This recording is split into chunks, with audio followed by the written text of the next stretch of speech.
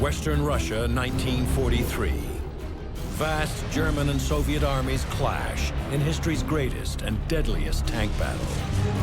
The earth was trembling, as if there was a huge earthquake. 2,500 German panzers and assault guns face more than 5,000 Soviet tanks. By the time it's over, the casualties will reach more than 200,000. The gunners told me later that all they saw were grey walls.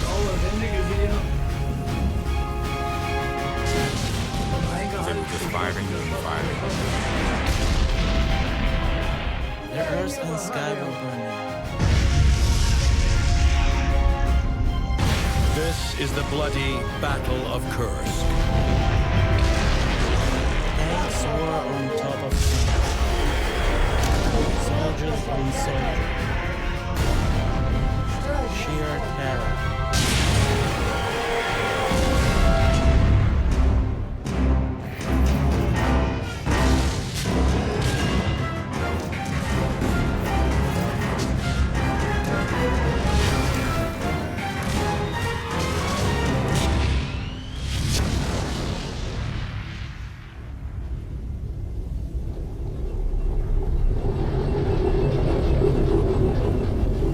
July 5th, 1943.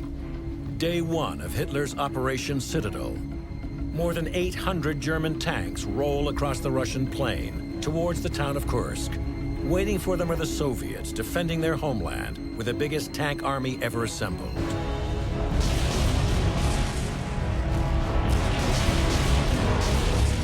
This is Hitler's final attempt at turning the tide of war on the Eastern Front. A war that for the last several months has been going very badly for the Germans.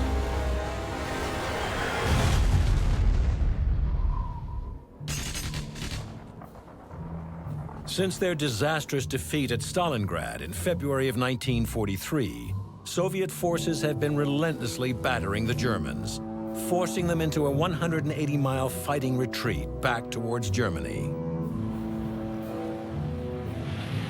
By the end of the winter, the German army on the Eastern Front is shattered and teeters on the brink of destruction.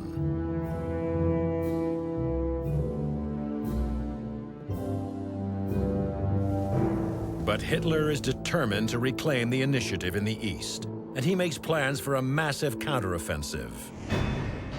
His plan is to launch a large-scale pincer maneuver to cut off the Soviet-held salient, centered on the industrial town of Kursk. The goal? Encircle and destroy the 500,000 Soviet forces in the Kursk Bulge. But the battlefield is huge. 200 kilometers long and 150 kilometers deep, most of it rolling farmland. In the wide open spaces of the fabled Russian steppes, it's ideal for tank warfare. It's a formidable objective. And over the spring and early summer, the Germans amassed two entire army groups. 780,000 men, close to 10,000 guns, and 2,500 tanks. An immense force that will shake Mother Russia to the core. But this buildup has not gone unnoticed. And as the Germans prepare for Operation Citadel, so do the Soviets. Now the enemy is gathering its massive power. He wants to gain revenge for their defeat in Stalingrad. So our commanders decided to recruit in the spring and regroup us in preparation for defense. Either we would attack right away or by defending and exhaust our enemy.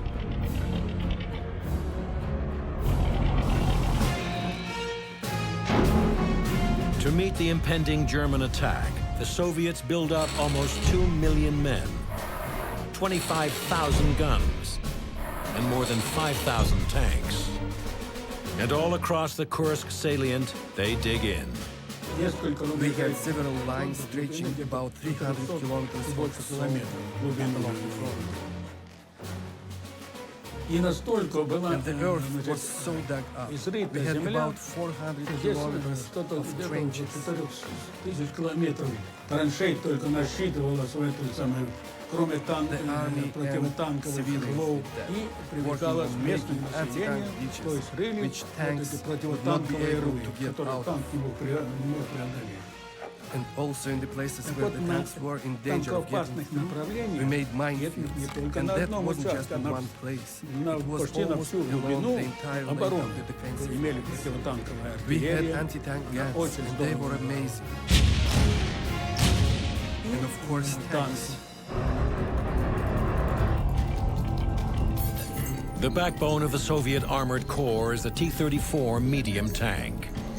With a 76mm main cannon and 47mm of sloping frontal armor, the 31-ton T-34 has a deadly balance of firepower, protection, and mobility.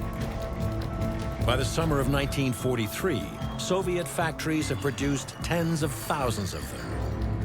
And all across the Kursk salient, the T-34s move into position.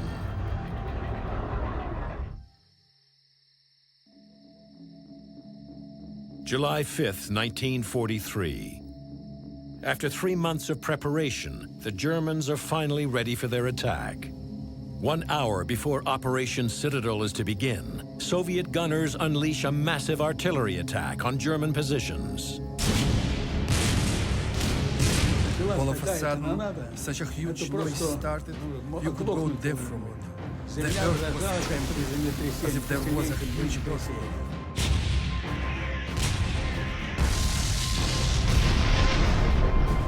The Germans were astounded. They never expected this from France.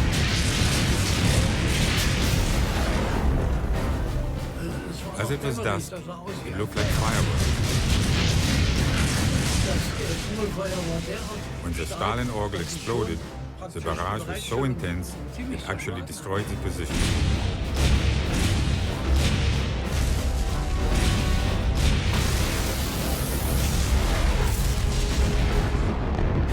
This caused lots of casualties right from the beginning. But something must have happened, as it was impossible for the Russians to figure the time of the attack, exactly 1 hour prior to the planned attack. But the Soviets knew the time of the attack to the minute. They'd captured a team of German sappers who revealed it under interrogation.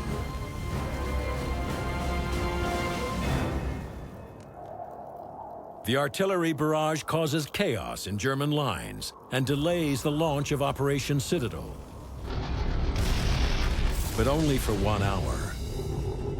Shortly after dawn, the Germans attack. Masses of tanks, about 500-600 were coming, a horrid amount of tanks. The German tanks were advancing towards us. Each tank carried 20 to 30 devils, and all of them were drunk like shoemakers. And that's when all hell broke loose.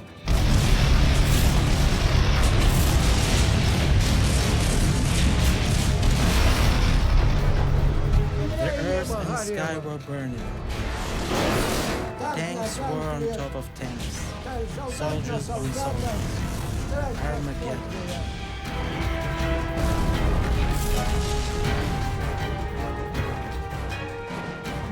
But we kept our word. No backing away, not even a step. For Stalin. By the end of the day, the Germans have made only modest inroads into the vast network of Soviet defenses along the Kursk salient.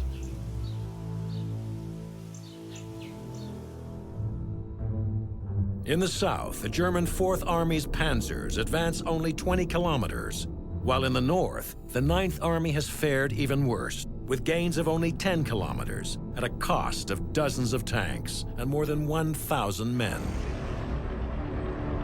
So far, Operation Citadel is going nowhere. And now, Soviet forces along the northern shoulder of the Kursk Bulge prepare to counterattack.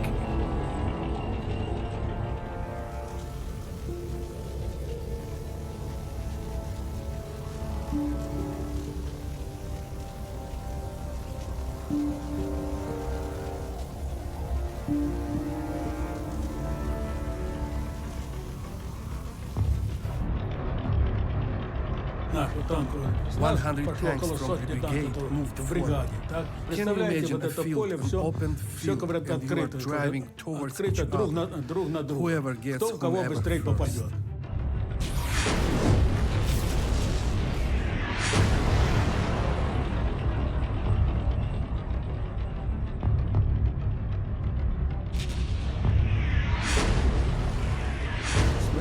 The enemy position had 56 tanks, and in front of us we counted 17 Tigers.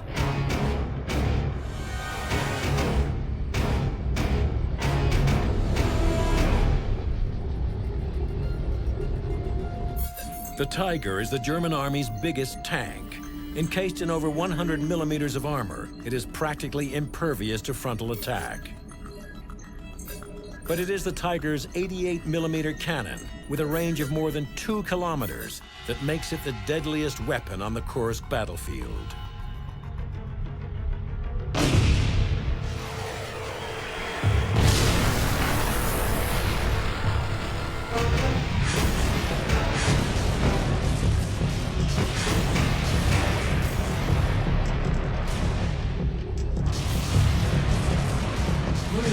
And the horrible epic battle began. Half of our tanks were lightweight.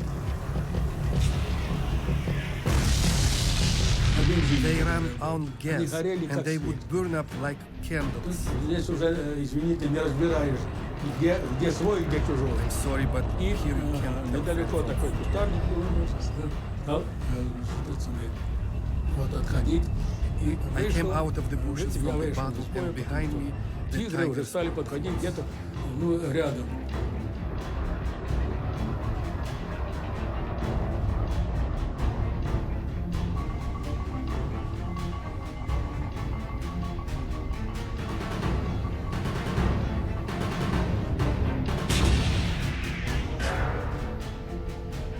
So I fired about 2 times at a time.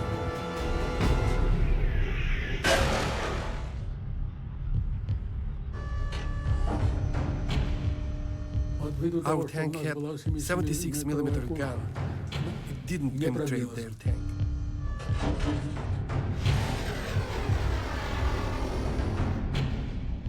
But our anti-tank unit was close by, and they finished him.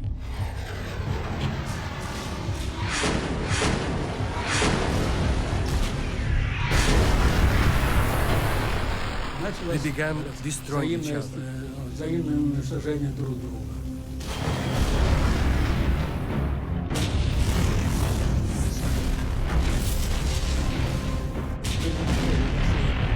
Huge losses, but the enemy had huge losses too. The Germans would come this way about 4 or 5 times. My lead was open, so I could look out and find the target.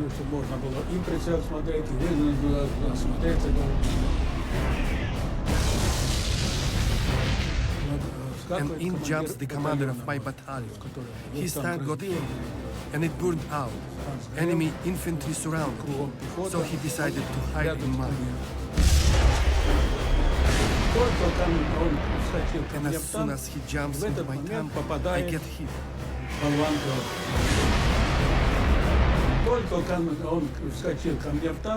His head is just ripped off.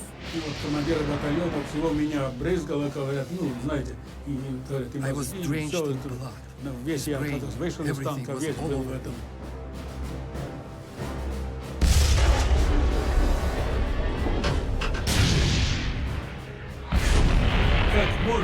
As soon as you see the anti-tank gun pointed towards you, as soon as you can, just shoot and get him, or else you die.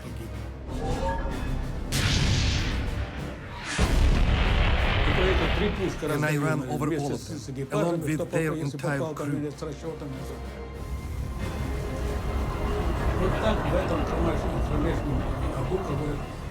And that's the kind of hell it was on July 6th. In less than 2 days of fighting, tens of thousands of men die on both sides, and the hulks of hundreds of tanks lie in the burning fields around Kursk. And it's only the beginning. The Germans now prepare to strike again. Their target, the small rural village of Ponyri, a quiet railway stop that is about to become ground zero in one of the bloodiest battles of the Second World War. July 5th, 1943. In an effort to change their fortunes on the Eastern Front, the Germans launch a massive armored offensive against Soviet defenses on the plains of Western Russia.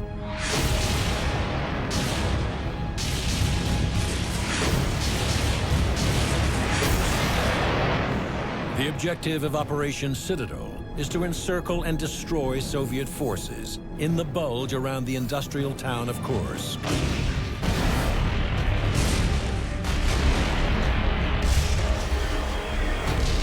The Soviets put up a stubborn defense against the advancing panzers.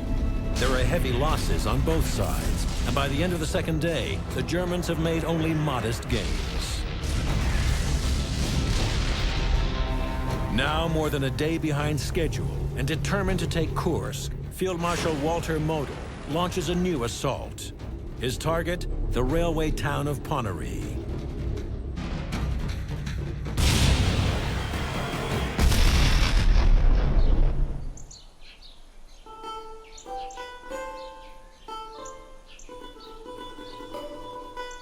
Ponyri is on the main line between Arel and Kursk, making it a central collection and distribution point for farms in the area.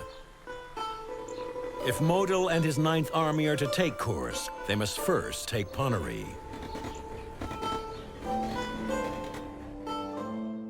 But Soviet Field Marshal Konstantin Rokossovsky knows the strategic value of the town. He digs in with a massive force of tanks and guns and lays thousands of mines. Little Ponyri Station now becomes the most heavily fortified point along the entire Kursk salient. То есть вот с этих полей сюда, в сторону лесного массива, двигались немецкие танки, за танками шла пехота врага, и вот эти пехотинцы, сидящие в окопах, наши стрелки. Рокоссовский, готовясь к оборонительному сражению, поставил задачу перед саперами создать 3 линии обороны. Все 3 линии обороны были глубоко эшелонированные, много рядов окопов. Она имела заграждение из колючей проволоки. И обязательно очень много между вот этими колючей проволокой, между окопами располагалось очень много минных полей. Закапывались в землю артиллерийские орудия, танки. Перед нами окоп, который закапывали танки. Он имеет 3 ответственных склона и 1 пологий склон. Вот туда заходил танк, подъезжал лобовой частью сюда, и затем, значит, дуло танка лежало на земле, а сам танк являлся грозным оружием для врага. И именно вот эта территория оказалась в самом эпицентре боев. The Germans and Soviets engage in a vicious seesaw battle for control of Ponyri. The town changes hands 5 times in a single day. The Germans send wave after wave of panzers into the fight. Many are destroyed by mines, T-34s, and anti-tank guns. On July 9th, the Germans attack northeast of the village, striking Soviet positions on high ground, designated on their maps as Hill 253.5. Our division, the Sturmgeschütz 177, joins the others on July 9th.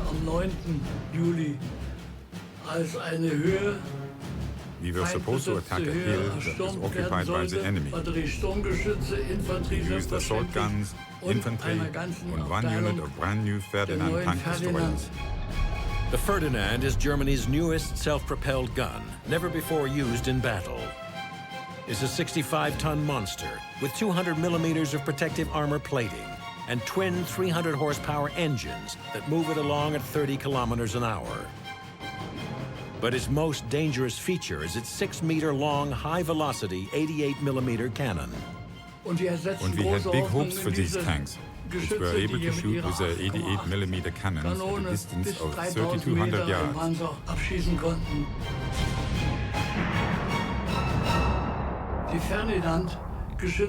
The Ferdinand could not handle the ascent of the hill. We thought they had got hit by artillery, but after they caught fire, one after the other, we assumed that the engines were overheated and exploded. The crews got out and ran away. And once again, we depended on the Sturmgeschütz. The Germans' most widely produced assault gun is the Sturmgeschütz, or Stug. Built on a Panzer III chassis, the turretless Stug is armed with a high-velocity 75mm cannon and is Germany's most successful tank destroyer.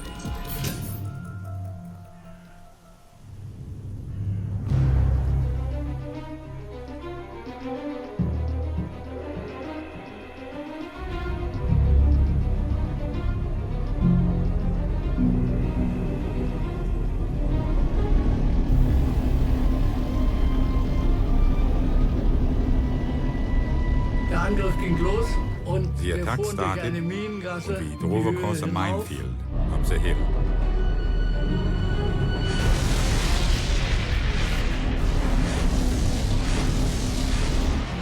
The Russian artillery was attacking us like hell.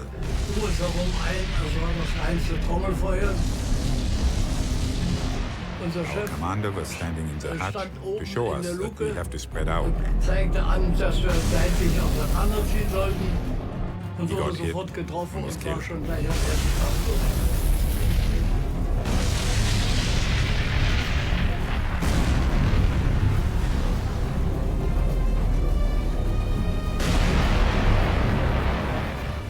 One of the tanks got hit on one of the trucks, and the truck flew off.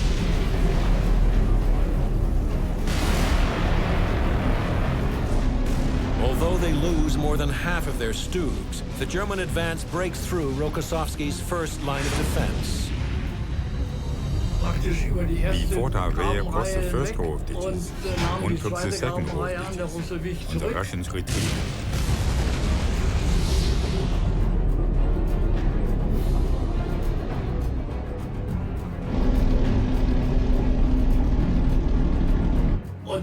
There was a very narrow turn, and immediately behind it, there was a Russian anti-tank gun.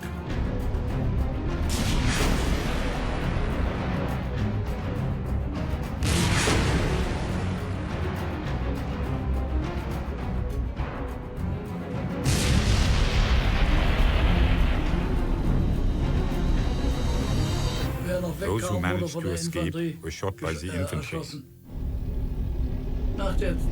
Shortly behind the next turn, there was another anti-tank gun. We could not react that fast. All I could call out to the driver was, hit it full throttle.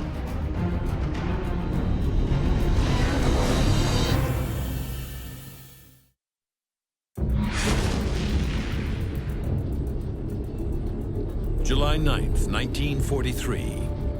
The Battle of Kursk enters its fifth bloody day, with the German Ninth Army still unable to penetrate the Russian defenses in the northern sector. The Germans, desperate to complete their drive to Kursk, launch an enormous armored assault on the strategically important town of Ponyri. Their goal, seize the high ground northeast of the village, known as Hill 253.5.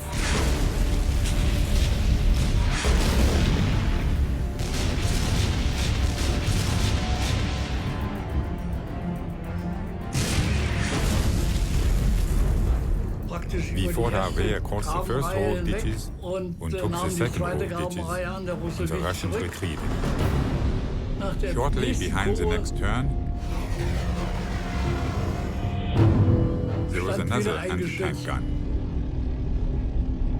We couldn't react that fast. And all I could call out to the driver was, hit it full throttle.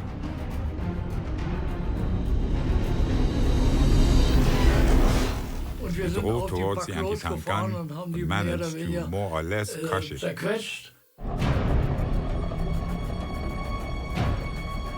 We managed to move forward quite far. The tank appeared in front of me. The T-34 was approaching us fast.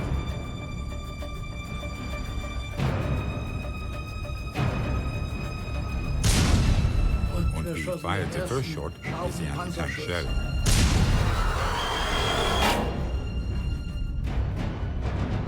The shell bounced off, and we were afraid that our shells might not have the power to destroy a tank at this distance. The T-34's 47 millimeters of frontal armor is sloped at a 60-degree angle, enabling it to deflect oncoming shells and giving the equivalent of almost 75 millimeters of head-on armored protection.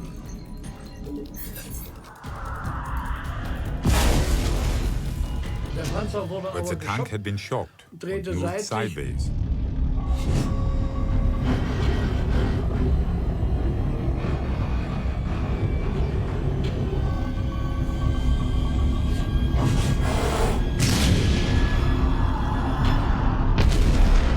We managed to shoot it in the side, and it blew up right away. Our tank shells had the ability to punch through tanks. They only exploded shortly after piercing the tank's steel wall. Therefore, the destruction of the tank and its crew was guaranteed.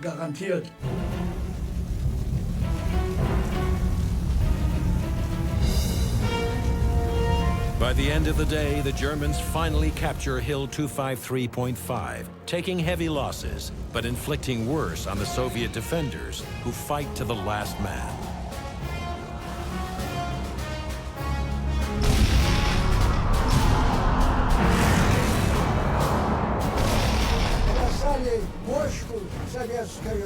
The German demons were aiming to have the Soviets panic and leave. But our soldiers, with our general's command, did not even shudder. We were not afraid.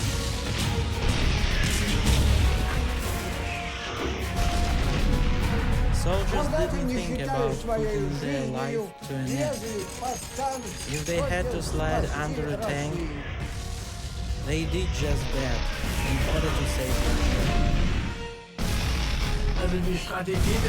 The strategy of the Russian tank troops was, to put it like this, stubborn. Stubbornly, they were attacking at the same spot, over and over again. Although former attacks had been fended off and lots of tanks were standing on the field, burning. And the next wave followed, and the next one. No stepping back. Those were our orders.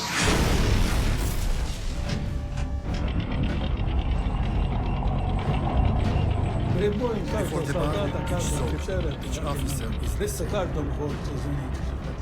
Forgive me, but everyone wants to live. And when the enemy started their attack, this is when the battle went on. Everything in fire, everything in smoke, just like the old saying goes, as thick as the smoke in a crematorium. That's how it was.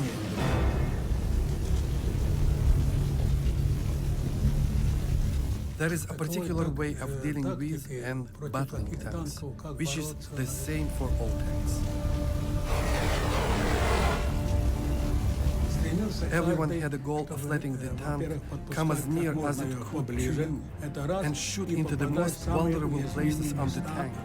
There is no point in shooting into the head of the tank because it had about 100-150 millimeters of armor. You always aim to destroy its sides.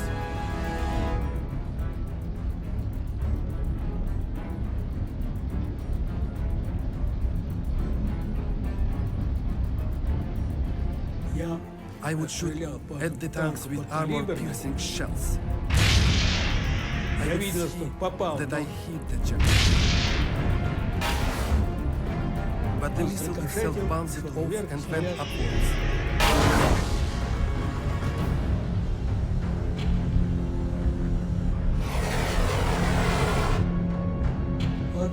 time the enemy tank aimed at me and shot at me.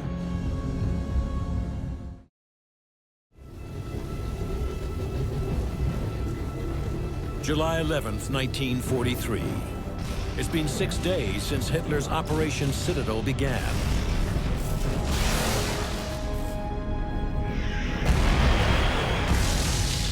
And his massive panzer armies have made only modest gains.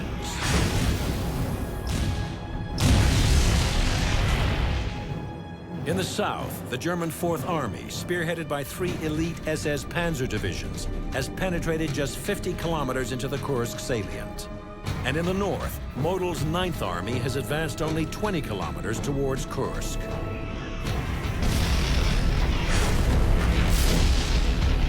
In order to finally achieve a breakthrough, Model prepares for one final attack and commits all of his remaining reserves, hoping to finally crack the stubborn Russian defenses at Ponyri. Just like the old saying goes, that's how it was.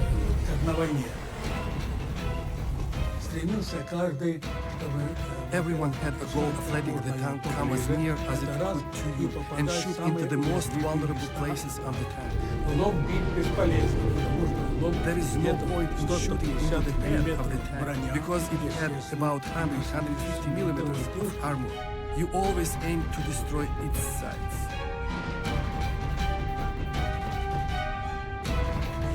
I would shoot at the tanks with armor-piercing shells. I would see that I hit the jackpot. But the missile itself bounced off and went upward.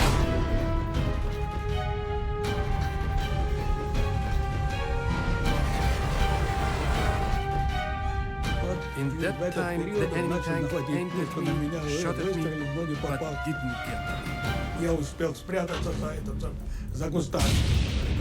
I managed to hide in the bushes. If I hadn't, I would have been destroyed.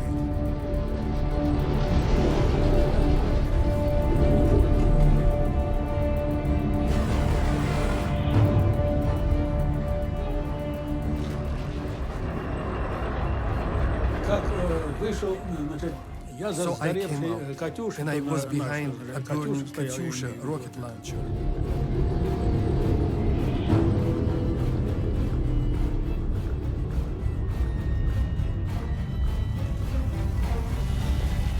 Я за нее несколько раз спрятался, когда и остановился, что можно было и сходу стрелять. И почти не в лоб, так почти в борт. Then I shot and got the tank in the side armor. Попал, you see the entire crew jump out. Так.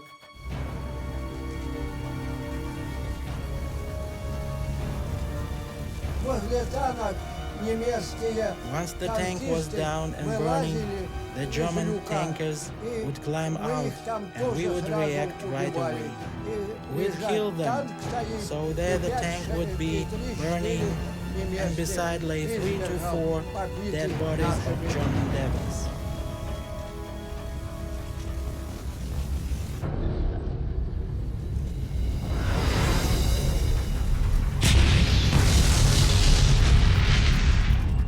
After almost a week of intense fighting, the Germans are exhausted and battered, and they haven't even taken Ponyri.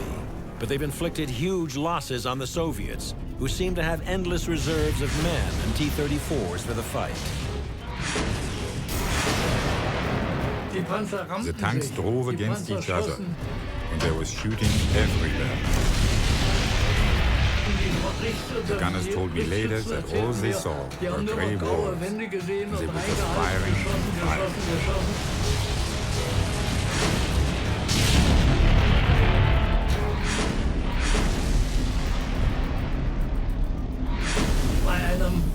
During the combat, my steering had been damaged. We couldn't move forward and steer. We had to drive backwards to steer instead. And of course, this was an immense handicap. And so I decided to drive back and gave notice to the command post that I was returning to the garage.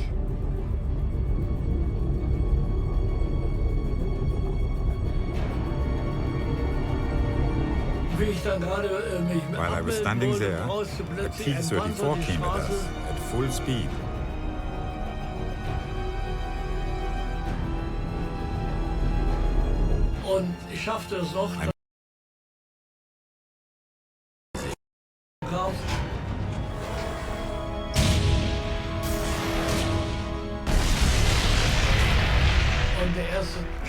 I shot the tank, and it started burning right away.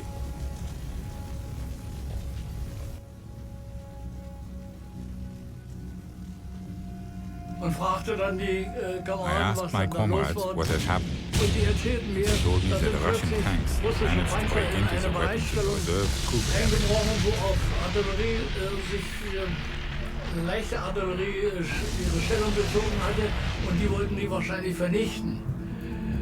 Und haben es auch zum Teil geschafft. Und jetzt begann now our tank battle started, the likes of which had never been seen before and will not be experienced again anytime soon. What Bose and the rest of the Germans on the northern front are experiencing is just the beginning of a massive Russian counteroffensive, one that will determine the outcome of the Battle of Kursk and will ultimately change the course of the Second World War.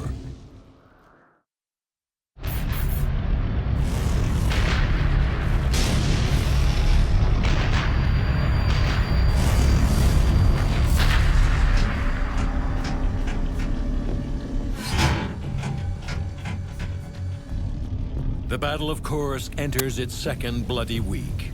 The losses on both sides have been enormous. 80,000 men killed and more than 2,000 tanks destroyed. On the northern front, the Germans have lost 21,000 men and 50% of their armored strength. They have no reserve forces left. Model is no longer able to attack. But despite even heavier losses, the Soviets are able to field more than 400,000 men, 15,000 guns, and almost 1,400 tanks. With these deep reserves, they launch Operation Kutuzov.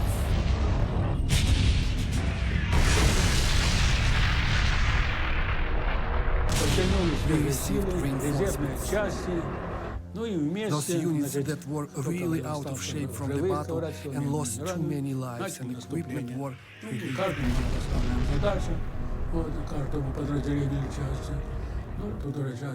We had a goal set for each division and region. The rest of us went on forward with the attack.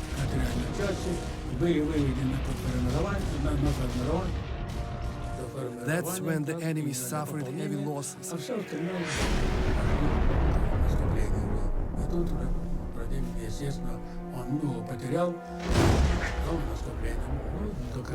And we started a new operation.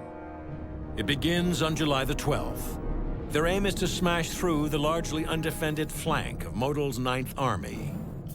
This attack marks the end of Hitler's Operation Citadel and heralds the beginning of the Russian summer offensive.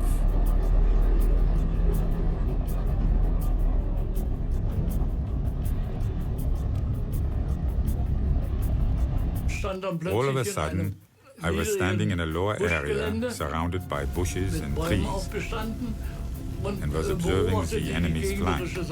After a while, I noticed movement on the other side. The tanks were approaching us.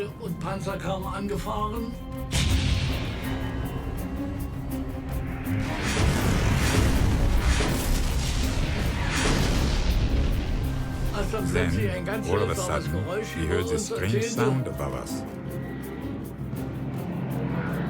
The Germans are getting help from the air. In a desperate bid to halt the Soviet advance, they throw everything they have into the battle, including the battered remnants of their once formidable Luftwaffe.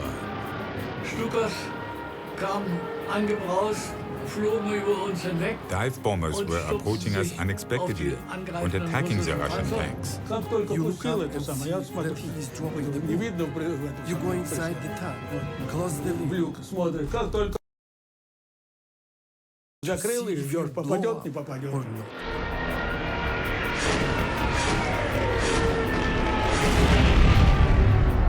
But when I came out of the tank, I used to have supplies потом все, что some было на extra stuff, танке. some extra armor. Знаете, вот эти подкрылки там и None все of прочее. it was there. Ничего не None of осталось. it was left. Как говорят, как общипанная Like they say, курица. Это так, as так flat стало. Вот as a так вот. chicken. Die Bomben The bombs hit the trafen in die tanks. Panzerbrötchen ein.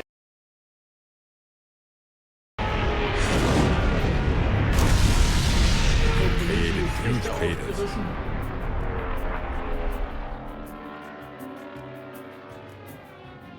Die Panzer rutschten und purzelten regelrecht in diese The tanks Trichter fell into hinein these craters und kamen da and wahrscheinlich could not auch nie make it wieder out. raus.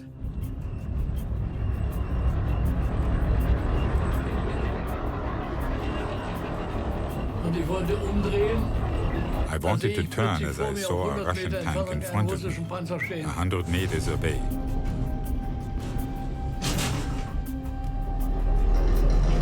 I headed backwards and all of a sudden we got stuck. He had hit a stump and the truck spun. We were stuck and couldn't move forward. Buschgelände und kamen nicht mehr vorwärts. Bin sofort rausgesprungen aus dem Geschütz und habe angesehen, was da los war und habe meine I jumped out right away to check what was wrong and called out to my two crewmates as well.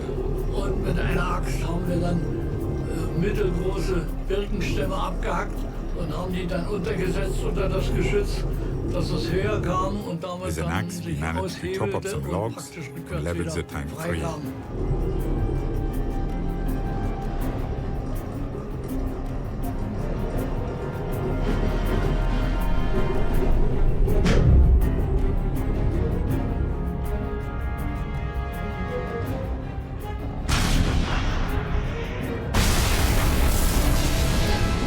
Then I just shot Flog in die and it Luft. blew up.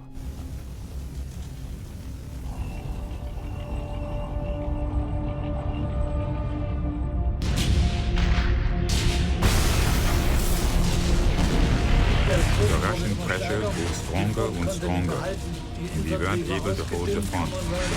The infantry had been thinned out, and from our Stug unit, there were only 3, 4, or 5 left fighting. Es war nicht mehr möglich, den gewaltigen Gegendruck des And Gegners so it was aufzufangen impossible to und withstand the aufzuhalten immense und pressure of the enemy and zu festigen. stabilize the new position.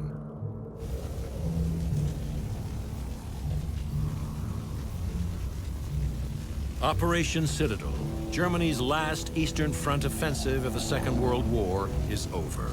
The Battle of Kursk ends on July 13, 1943. But the fighting goes on. Now it's the Soviets on the offensive.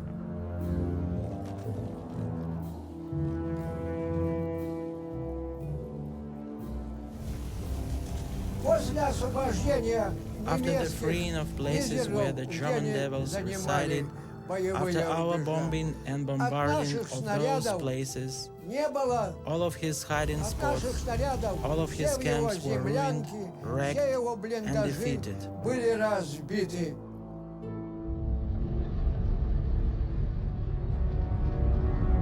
They begin a relentless pursuit and destruction of German forces that will continue all the way to Berlin.